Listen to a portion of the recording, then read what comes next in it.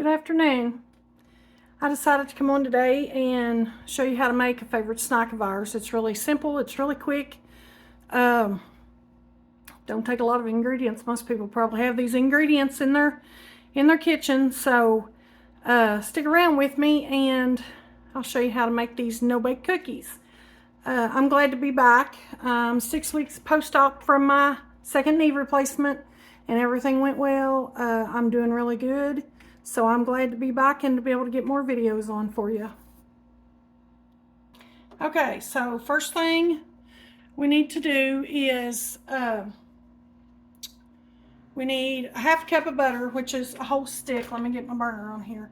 I'm gonna put my stove burner on about medium, between 5 and 6. Get you a big saucepan. The only thing about this, I always pre-measure my ingredients because this is one of those things that when it gets up to the end, you've got to move really quick. So I try to get my stuff ready to go before I get started. So we've got 1 stick of butter. I just cut it in little chunks so it melts a little bit quicker. And let's see if we can get it started melting. I have even seen these made without, all they take is white sugar, butter. I've got evaporated milk. You can use regular cow's milk, whatever, 2%, whatever you want to use. Vanilla extract, peanut butter, cocoa powder, and I like quick oats. You can use the old-fashioned oats. I find they're a little bit tougher because these oats technically do not really get cooked other than just being dumped into the hot, the hot stuff. So I prefer the quick oats. I'm pretty sure these are quick oats, but I had them in a lock and lock container, not marked. But I think from looking at them, they are quick oats. And I'll go over the amounts as I add it into the pan. So to this half a cup of butter, a whole stick, we're going to add 2 cups of white sugar and a half a cup of milk to that, and then our cocoa powder, 2 to 3 tablespoons. It depends on how well you like chocolate. I had about 3 tablespoons there, but you can, if you don't like chocolate as well, you can decrease that. And you're just going to stir this all up till it's blended really well.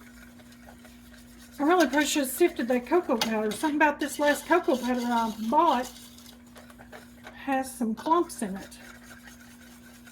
But that's okay too. So you're just going to put this on here and let it heat up.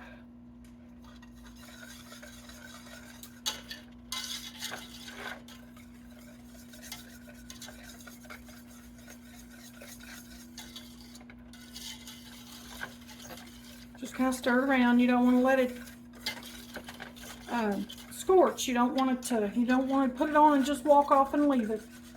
This is something you've got to stay with. You need to stay right here with it. Like I said, it doesn't take very long at all. And over here behind me on the island, on the counter, I have 2 sheets of wax paper laid out. You can do wax paper or you can do parchment paper. You just need something non-stick. You drop these off the spoon onto the counter and just give them a few minutes to set up.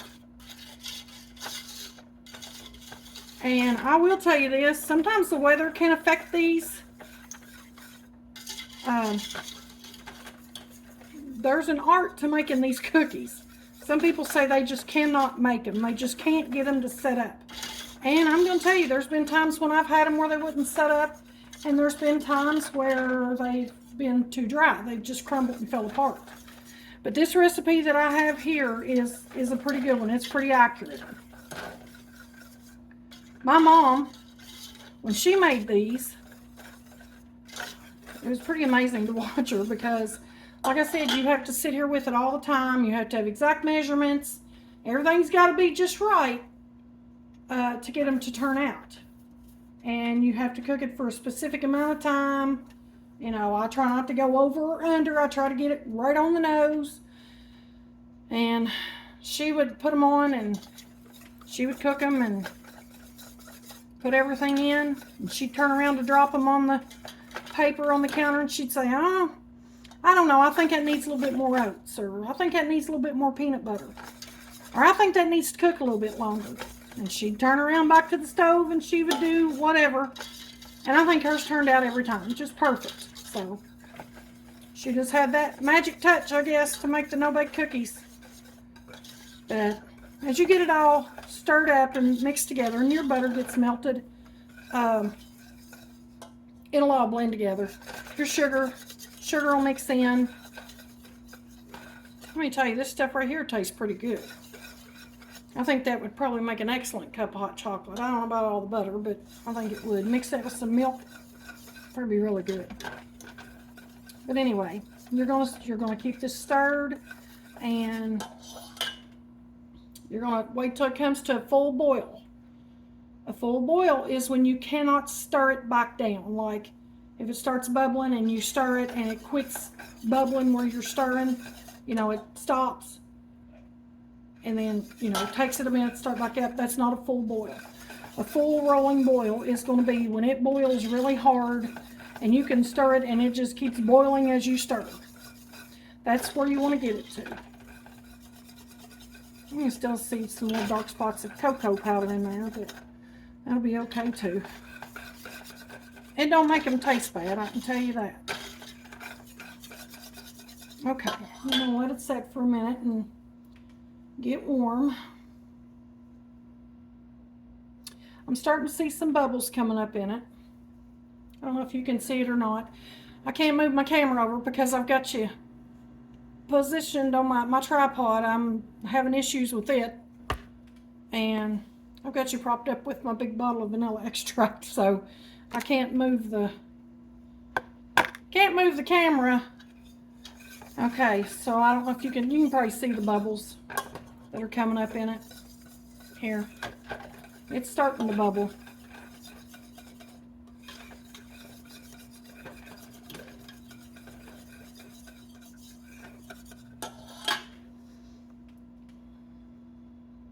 You want to let it get to that good rolling boil. So make sure you get it right up to the right temperature.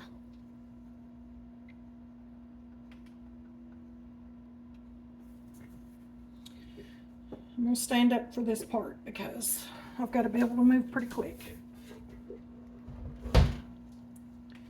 Okay, we're getting a good boil going here.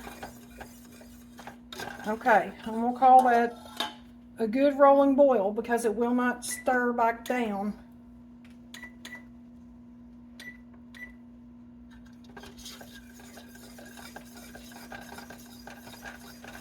Okay, timer's on.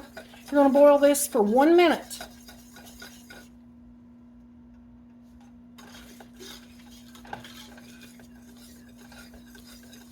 No, I'm sorry, 2 minutes. Boil it for 2 minutes. And you can stir while it's boiling just to make sure it doesn't stick.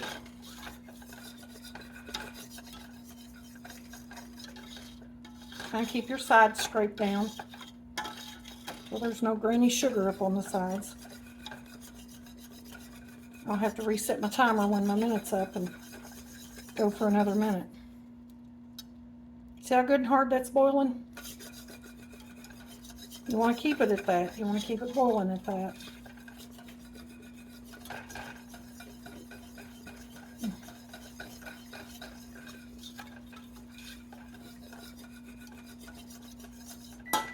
Okay. Okay, we're back at a minute. We're going to go 1 more minute.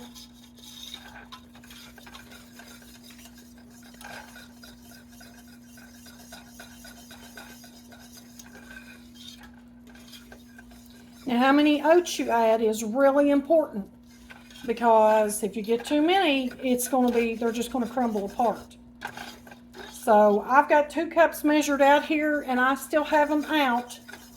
So I can add a few more if I feel like I need to. As you make these, you know, a few times, you'll kind of get to where you know the consistency of what it needs to be. And you can kind of guess from that. I've got about 20 seconds left on our timer here.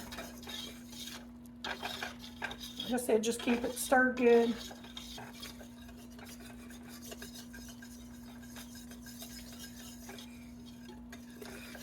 Is it starting to look like fall where you're all at?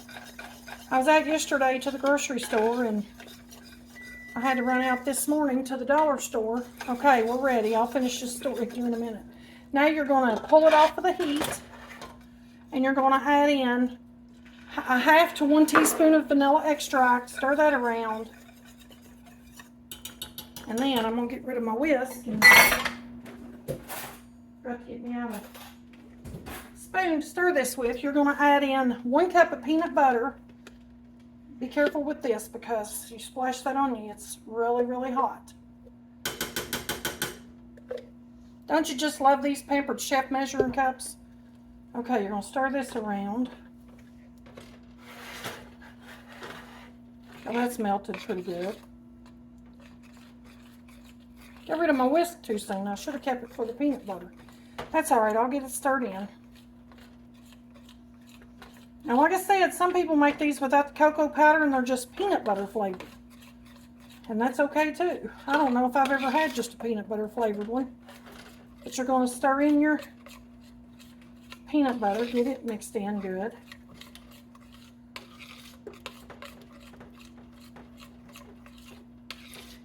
Okay, I think it's good enough. Then you're going to pour in your oats and you're going to stir them around.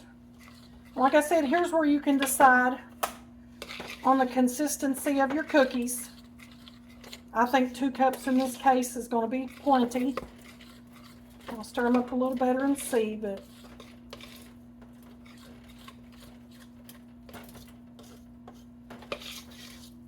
this is where you're going to kind of work pretty quick. Okay, let me move this and show you what we got here. Okay, so here's our mixture. I don't know if you can see it or not. We're going to spread on the cookie sheet. Spread on the wax paper, instead of a cookie sheet. Okay, you're going to dip it out with a spoon, and you're just going to drop them off that spoon onto your cookie sheet.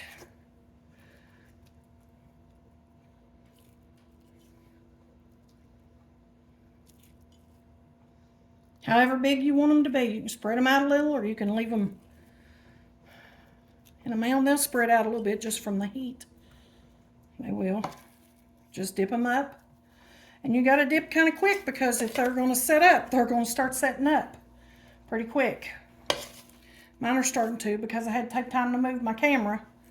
And they set in the pan a little longer than they should have. But you can use 2 spoons, make it a little quicker also. Yeah, mine are wanting to set up for them, getting them out of the pan. So I know they're going to set. They might be crumbly, but we'll see how they turn out.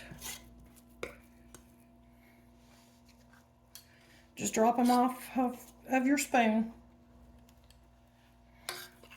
You can put them close together. It's not like baking cookies. They're not going to run unless they're really super runny. Then they might. I don't know.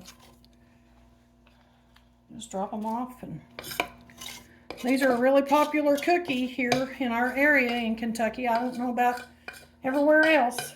We've been making and eating these cookies for years. I can't remember if we had these when I was growing up or not. I don't know. I can't really remember. I don't really remember them, but that don't mean anything. Okay, there's one last little dollop there to come off. Okay, there they are. Let me get my pan in some water.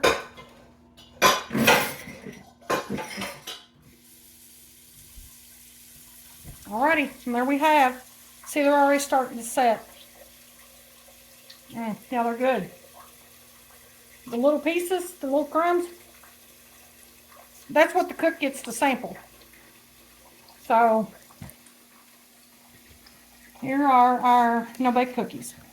Let them sit there till they cool, and they will, they'll set up. I'm over here putting water in my saucepan so it won't dry out. And then you're going to have these really, really good, yummy no-bake cookies. So, thanks for coming along. like and share my video if you would, please. I appreciate all the new subscribers I've had. Even while I've been off sick and not doing any videos, I've had new subscribers, and I appreciate all the comments and all the sweet things that have been said. I love doing these videos, and I'm hoping to get back and start getting some regular videos out.